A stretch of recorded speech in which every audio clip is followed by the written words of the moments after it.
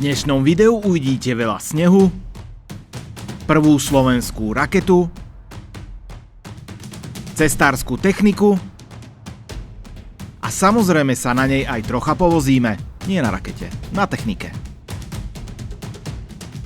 Na natočenie tohto videa som musel čakať jednak celý rok a jednak na absolútne vhodné podmienky, pretože ako vidíte, ono sneží, máme teplotu tesne pod nulou a ja sa opäť nachádzam v Senci, v stredisku správy ciest Bratislavského samosprávneho kraja. Jedno video ste odtiaľto už videli, ale to bolo počas leta, ako sme spoločne opravovali cesty.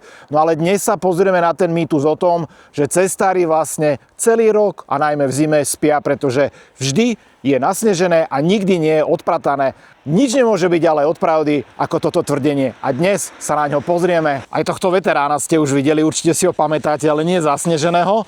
No on sa naozaj kedy používal, no a dnes už je to len výstavný muzeálny exponát.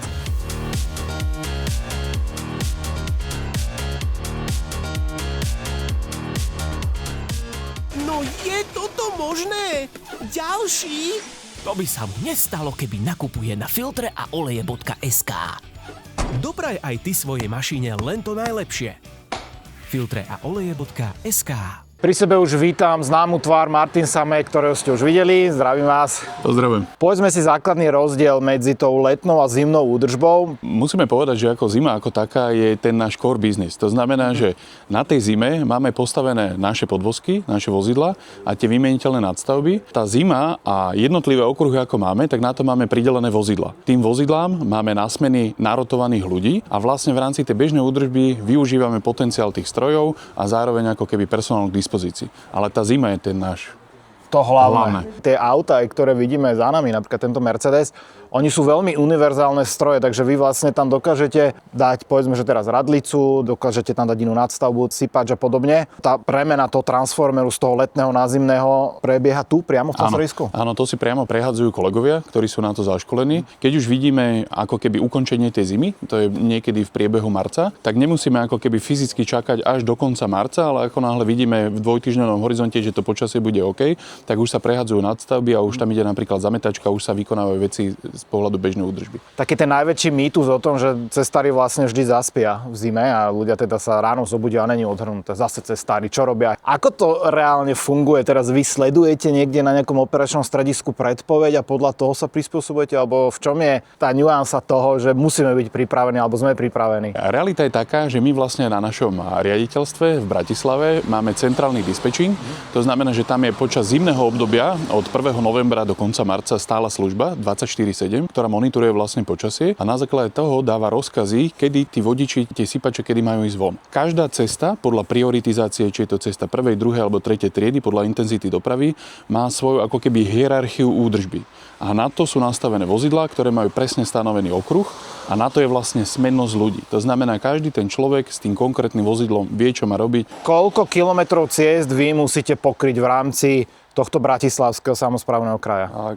Keď si to tak predstavíme, tak vo vlastníctve kraja sú 2 a 3, kde sme my priamy správca, ale na cesty prvých tried, tak tam vykonávame z pohľadu zmluvy údržbu pre Slovenskú správu ciest.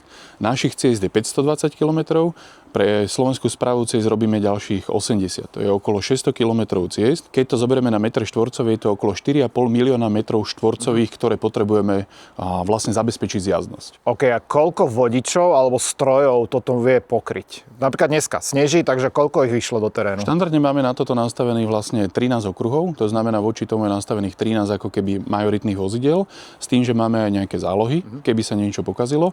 A na tieto stroje sú vlastne nastavené v zmene ľudia. My v podstate neodstraňujeme zimu, my zmierňujeme následky zimy. To znamená, že keď naše vozidlo má okruh, lebo nadstavba má určitú svoju kapacitu a keď dávkujeme sol, tak on si vlastne ten okruh prejde za 3 hodiny. To znamená, že vy keď nevidíte rovno pred barákom v daný moment sypač, tak buď už tam predtým bol, alebo je na ceste. Stáva sa, alebo máte reálne problém, že aj povedzme, že na týchto cestách sú niektorí vodiči neohľaduplní? Že naozaj, že treba dávať na to pozor? Dovolím si tvrdiť, že toto je asi najväčší problém u nás v rámci zimy, pretože tí nedisciplinovaní vodiči nám veľakrát tvoria ako keby buď prekážky v niektorých komunikáciách, ktoré sú v tých obciach a sú napríklad úzke a pozdĺžne tam zaparkujú obidve auta a my sa vlastne s radlicou medzi nich nevieme dostať. Máme aj také skúsenosti. Alebo druhá vec je, pokiaľ vodič protiidúceho vozidla nechce zastaviť alebo uhnúť, tak niekedy to končí ako keby kolíziou s našim vozidlom, napriek tomu, že kolegovia sú profici a väčšinou zostanú oni stáť alebo nejakou formou neohrozia ostatných. Čo by teda vodič nikdy nemal urobiť, keď vidí takýto posypač buď pred sebou, alebo oproti sebe? Čo je také, že no-go v tomto prípade? Dobre, úplný základ je znížiť rýchlosť. Keď sme na úzkej komunikácii, tak predsa len pri tej nižšej rýchlosti máme lepšiu manevrovateľnosť. Nie je niekedy na škodu aj zostať stáť. Spravidla sú ako keby naši ľudia profesionáli naučení, že ako keby oni zostanú stáť, pretože to vozidlo, keď niekde zapadne, je to ako keby lokálny problém, ale keď zapadne náš sypač, ktorý v rámci toho okruhu nedokončí ten okruh, tak vlastne presne tak. Hej. A čo sa týka toho, že keď dobehnem taký odhrňač, posypač, môžem ho obehnúť napríklad? Je to OK? A treba si uvedomiť, že v podstate my pokiaľ pluhujeme a vy teraz idete technickou rýchlosťou 40 km za hodinu, tak vy máte ako keby kontrolovanú lavínu, lebo vy z 0 na 40 odhadzujete ten sneh. Keby sme išli rýchlejšie, má brutálne devastačné účinky na zvislé dopravné značenie, smerové stĺpiky, predzáhradky, auta, vysklenie, čokoľvek. Preto ideme takouto technickou rýchlosťou. Ak ho predbehnete a je na to, poviem, niekde bezpečný priestor, je to v rámci možnosti toho vodiča, čo si ako keby trúfa, ale samozrejme, že to neodporúčame. OK, takže radšej počkať. Je to lepšie. A toto je ten jeden sypač a jeden technicky zaujímavý detail, ktorý si tu ukážeme. A napríklad v týchto bandaskách teraz akurát môžeme vidieť, sa nachádza slaný roztok, takzvaná solanka, ktorý používame práve preto, že keď sypký materiál ide von na vozovku, tak on sa dodatočne ešte skrápa v podmienkach, ktoré sú, poviem, známe skôr ako keby poladovica, kde ten sypký materiál so skrapaním má lepšiu prílnavosť k povrchu. To znamená, že musíte si predstaviť, že keby išla iba voľne ložená soľ, alebo teda soľ, ktorá by išla za vozidlom, tak vozidlo ako ide, tak len turbulencie urobia to, že 40% materiálu sa spláchne preč. Práve s týmto skrápaním dosiahneme lepšiu ako keby spotrebu toho materiálu. Čiže ono to vlastne aj také ako lepidlo k tej vozovke. Presne tak. My sme sa presunuli pred túto halu, ktorú si možno pamätáte z toho letného videa, ktorá bola povrch zaplnená solou, no teraz je tak zaplnená z 1/5. Toto je jeden zo spôsobov, ako tomu správne rozumiem, ako tú sol dostať do toho sypača. Áno, toto je v podstate ako keby ten old school systém. Príde náves s voľne loženou solou, vyklopí to a potom s nakladačom ju postupne natlačíme donútra. Je tam ako keby problém v tom, že vždycky spotrebovávate tú najnovšiu a tá, ktorá je vzadu, je tá historická, tá archívna. Kdežto práve pri tom druhom modeli si ukážeme benefity toho. My sme na tieto sila prešli v priebehu ako keby minulej sezóny, minulého roku sme si to postavili, teraz máme prvú zimnú službu, kde ich reálne aj využívame a je to štandard, ktorý sa používa, ako keby v západnej Európe, ale stále sú to ako keby investície a postupne to dobieha aj v rámci Slovenska, ale NDS-ka u nás funguje tiež cez to. Ale asi tá najväčšia výhoda je, že pri tom sile sa obslúži ten vodič sám, kdežto tu treba ďalšiu techniku, ďalších ľudí. Presne tak. My sme ešte zablúdili aj do tejto garáže, kde teda vidíme ďalšie sypače, ďalšie traktory. No a chcem sa opýtať jednu vec, že vidím túto inú značku, tu máme MAN, predtým sme mali Mercedes. Ako to je s tými značkami? Že niektoré preferujete, alebo podľa čoho sa vyberajú? Keď nakupujeme vozidla, tak fungujeme cez verejné obstarávanie, kde si zadefinujeme parametre, ktoré potrebujeme. To znamená, že z pohľadu podvozku nás zaujíma ako keby výkonnosť, nosnosť, prídavné zariadenie, ktoré všetky na to vieme dať. Pokiaľ my si zadefinujeme nejaké ako keby potreby, nám je a priori jedno, či to vyhráva jedna, druhá, tretia značka, je to úplne jedno. Dnes to nebude len o teórii, ale o praxi, pretože na chvíľku si vyskúšam, aké to je chodiť na takomto sypači a zažiť to z prvej ruky na vlastnej koži. Odhrňanie, posypanie a samozrejme aj tú premávku. Hneď prvá vec, ktorá je zaujímavá na tomto sypači, je tá výška, pretože ak si pozriete len ten rozdiel od kolesa po blatník, tak to je obrovské. Kde mám kľúčku, tu mám vo výške oči. A keď sa pozrieme, že tie schody kam vedú, tak to, kde budem sedieť, je vo výške 2 metrov.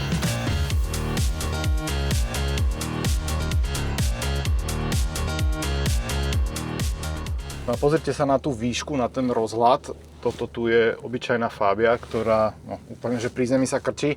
A toto ma veľmi fascinovalo vždy, že ako sa vodič alebo posádka takéhoto auta pozerá na ten odhrňač A čo je zaujímavé, tak tento horný kryt, on je o mnoho užší ako samotná radlica. Tá trčí ešte hodný kus doprava, preto tam máme mimochodom aj tie vlajky, ktoré nám ukazujú, kde je roh toho všetkého pred nami. Takže vítam Rudyho na palube, ahoj. Čauko. No skôr ty by si mňa mohol vítať, lebo ja som tu host, ale tak naštartuj nám túto mašinu. A diesel neomylne sa prebudil k životu. Ponastavujem si, zapnem si radlicu, zapnem si sypanie, vlastne prístroje, takto.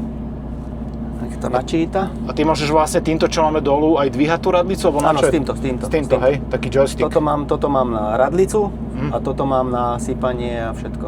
A toto dolu, čo máme pod rukou? Toto je k inému, to je k zametačke.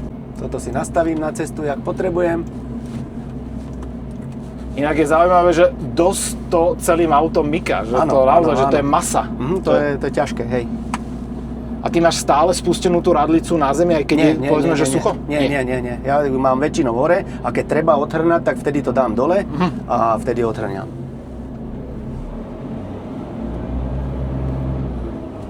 Fú, ale toto je naozaj, že široké. Je to široké, áno. Treba dávať veľký pozor s tým.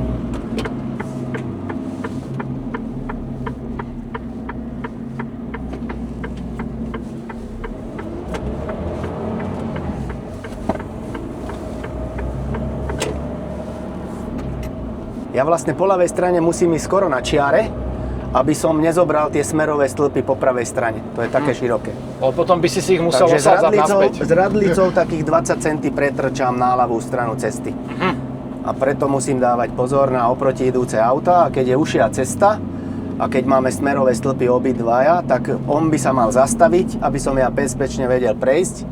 Ale väčšinou musím ja zastaviť, lebo nikto na to nebere ohľad. Tak vás poprosím na budúce, keď uvidíte, že ide sypač oproti vám, minimálne aspoň spomalte nohu z plynu, nič vás to nestojí. Normálne, že to auto, ten kombík Hyundai i30 sa celý schoval za tú radlicu, akože tam naozaj nie je veľa vidieť. Tuto viem ukázať vlastne, není to na ceste, ale je to teraz roztopené, ale toto vlastne takto viem.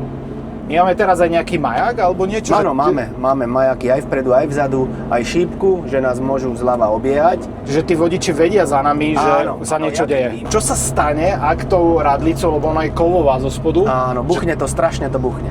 Áno, vidíš, si mi aj zodpovedal otázku. Väčšinou poklopy, také tie kanalizačné, a keď to není dobre usadené. Keď to vidím, že to je vyššie, tak musím rýchlo zdvihnúť a keď si to nevšimnem, tak to strašne buchne. Niekedy sa stane, že sa to zavadí o niečo a vlastne mi to poškodí ten predok. Takže na to... nie je to len o tom, že ty to spustíš a tlačíš a nestaráš sa. Nie, na to treba strašne dávať pozor na cestu. Vidím, že za nami už je taká jemná kolóna, ale naozaj, že jemná, to naozaj obiehajúce spolnú čiaru. No teraz by nemal, lebo mám tak nastavené majáky, že by nemal predbiehať vlastne. A on sa asi ponáhľa do pôrodnice. Asi áno. No. A jazdí sa ti lepšie takto cez deň alebo v noci, keď je menšia premávka? Práve, že v noci je lepšie, lebo je málo aut a keď sa aj dostaneme do kolóny cez deň alebo niečo, tak musím stáť v kolóne. Tam nemôžem ani odhrňať, ani sypať, ani nič vlastne. Koľko sa vlastne odhrňa, alebo ako je to s týmito krajnicami? Ty musíš odhrňať len cestu alebo aj krajnicu? Väčšinou len cestu odhrňame.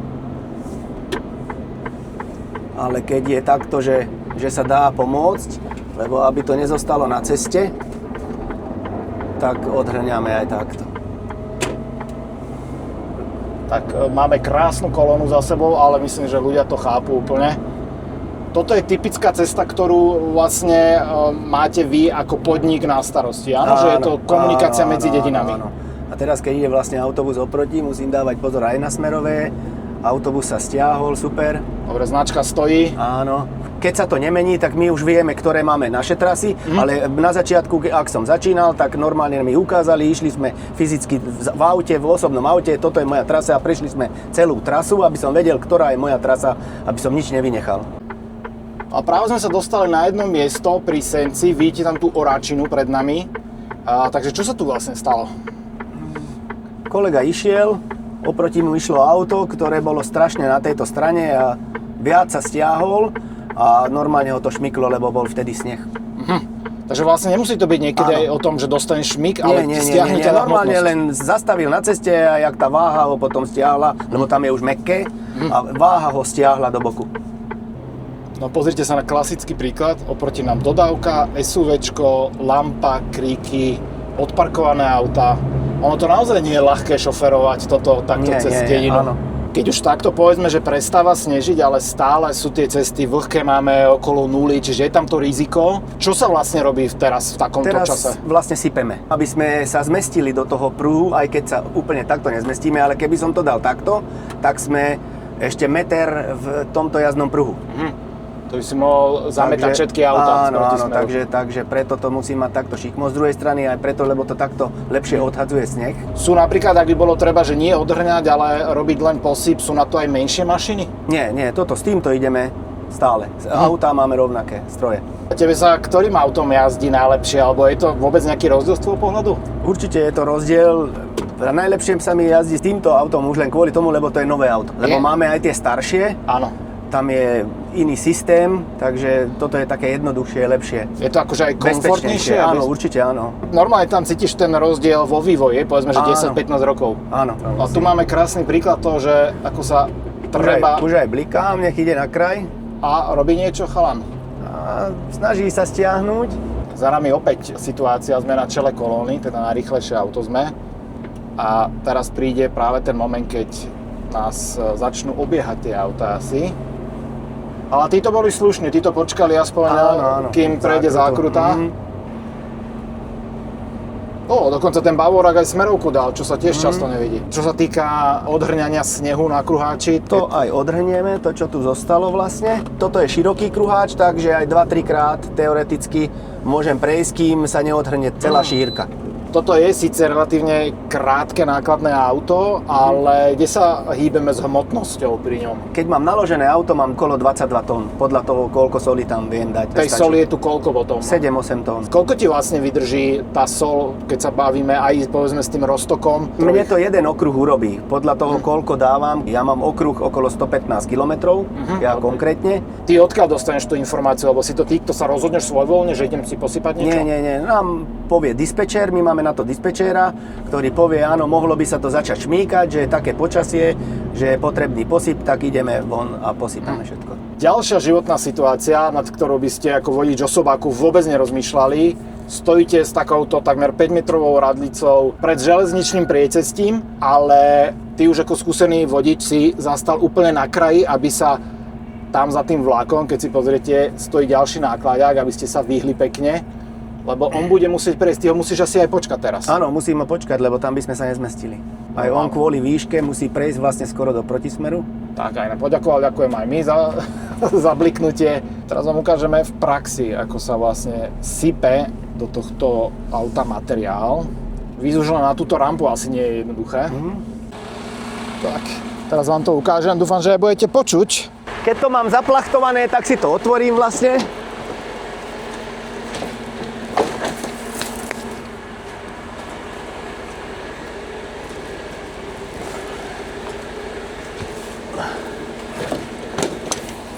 Takto. A môžeme ísť na silo. Tuto máme váhu.